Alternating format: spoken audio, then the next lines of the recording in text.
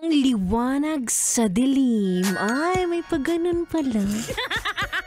Akala ko ang tawag sa mga ganyan, girl best friend, boy best friend.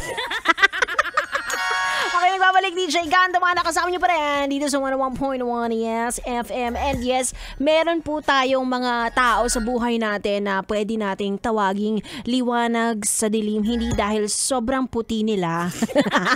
Katulad ko, 'di ba? Pero sila minsan yung mga tao na dumadating sa atin sa tamang panahon. Mga ganon, hindi malaaldab na tamang panahon. For example, sige, bibigyan ko yun ng malupitang example, ano? Example, wala ka ng kapera-pera na, which is normal naman. Tapos biglang nanlibre yung katrabaho mo. Kung kailan short na short ka, 20 pesos na lang yung laman ng wallet mo, tapos nag-crave ka ng samgyupsal. Yung katrabaho mo na feeling anak ng CEO, biglang gustong manlibre. Diba? Yan ang mga liwanag sa dilim, mga ganon. Knight in shining armor. Beacon of hope. Wala.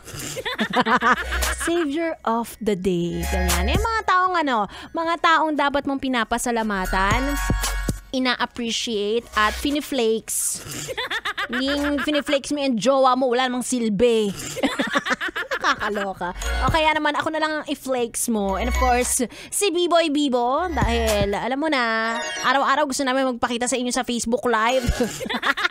Abangan nyo yan sa aming Facebook page at Yes FM Manila. Pagbalik ko, kasama ko na ang Bibi nyo on air. Bibi ko naman off air. Kaya naman, ituloy na natin ang ating dugtugan. Natuto ka lang. Dito lang sa 101.1 Yes FM. 101.1